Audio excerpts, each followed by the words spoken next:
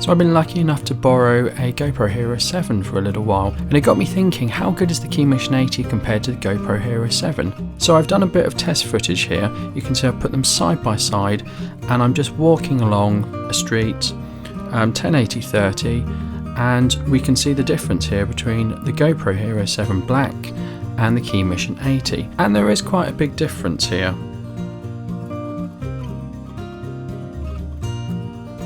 I've turned around the corner and you can see the sun is beating down, and what you can see is that the GoPro Hero 7 handles recording into the sun much better than the KeyMission 80 does.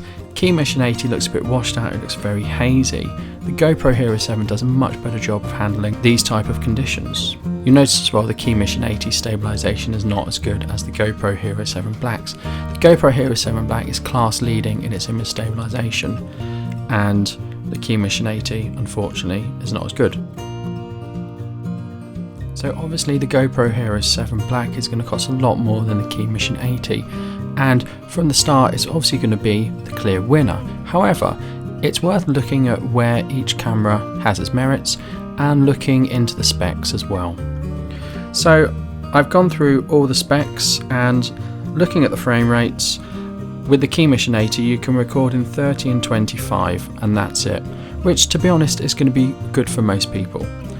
The GoPro Hero 7 Black records in 24, 30, 60, 120 and 240, and it's also going to record in 25 and 50 as well, although I've not put that in. So in terms of which has the better frame rates, obviously it's going to be the GoPro Hero 7 Black. Looking at 1080p 30 frames per second bitrate, I found that the GoPro Hero 7 Black had a bitrate of 30, which isn't astounding, but it's still better than the 18.5 for the KeyMission 80. And you can sort of see that in the footage, that the footage, for comparable footage between 1080-30, the GoPro does look better. So the GoPro Hero 7 Black wins in terms of the standard output. You can go up to 4K 60 with the GoPro Hero 7 Black, but you can only go up to 1080-30 with the KeyMission 80. Now 1080-30 is very useful, it's what most people record at, and it's the maximum that the majority of people can ever view anything at.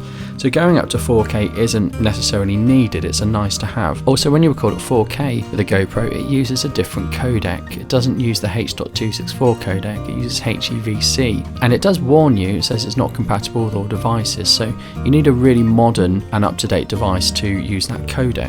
I have to give the win to the GoPro Hero 7 Black because it does have higher outputs than the KeyMission 80. The field of view on the KeyMission 80, I found it's an equivalent to a 25mm lens and gives roughly an 80-degree field of view. The GoPro Hero 7 Black has 3 different settings in terms of field of view: super wide, wide and linear. I would tend to use it in wide. Linear is quite good because you get rid of the distortion, and super wide if you really want to go extremely wide.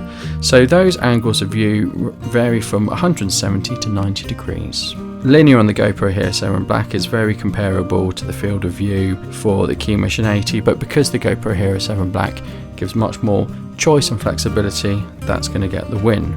Shooting into the sun, we've already discussed, the KeyMission 80 looks a bit hazy, whereas the GoPro Hero 7 Black does handle it better, so that gets the win there. Image stabilization, the KeyMission 80 does have it. It has image stabilization in the lens for stills, and it has image stabilization electronically for video, and there's a hybrid option that uses both for video. However, the GoPro Hero 7 Black is class leading in its image stabilization, so that clearly wins. With both cameras you can change from PAL to NTSC region, which is really useful, so you can change from 30 to 25 or from 60 to 50, which is really useful, particularly for people in Europe like me. So that one's a draw, but I've given it to the GoPro Hero 7 Black for a reason I'll tell you a bit later. Both have time-lapse, and you can see a time-lapse from the GoPro Hero 7 here.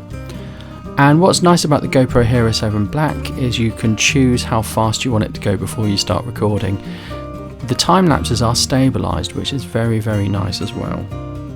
In terms of manual control, with the KeyMission 80 you can change exposure compensation, you can change white balance, and you can change the colour that is used, so you can set to monochrome or vivid or normal. GoPro Hero 7 Black, you can change the ISO, you can change the shutter speed, You can change the colour, the white balance, the sharpness and the exposure compensation. You have a little bit more control when you open up the Pro Tune menu. However, most people aren't going to use that, they're just going to use it in a fully automated mode. However, I will give the win to the GoPro Hero 7 Black. Now both come with accompanying apps, and I've used the SnapBridge app for the KeyMission 80 and I really didn't like it. It's not a very good app at all. It's a pain to pair. It takes ages to transfer any files to your mobile phone, whereas the GoPro app is really good. The GoPro app transfers files really quickly to your phone. I'm really impressed with how quickly it transfers. It's really useful. It stores all the images in your GoPro app. And also you can then link to Quick, and Quick is really good for taking little short clips and putting them into a movie. I've been really impressed with Quick.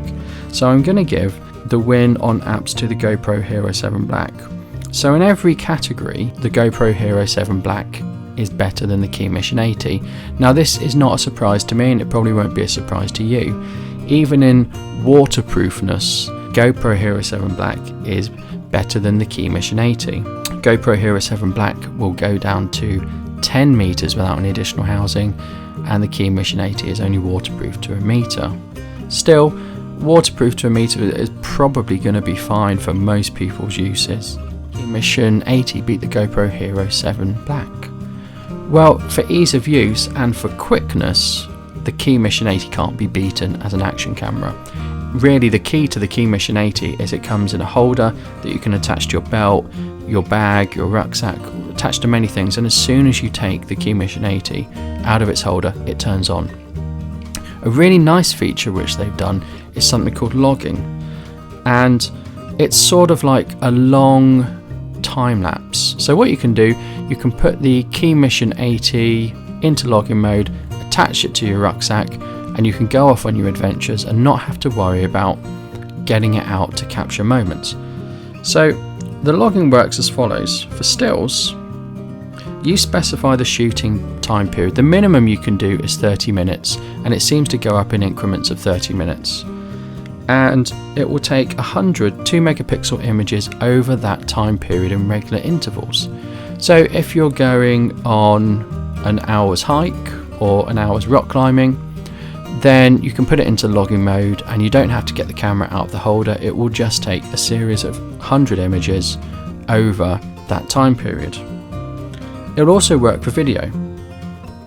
And for video, it will take 10 3-second clips over that time period, and it puts them all together into a single video file. So it's not going to capture everything, but you don't want your video camera recording your 2-hour hike because it's boring. And no one wants that, but it does mean that you can at least capture some of it without having the trouble of having to get your camera out, turn it on, etc.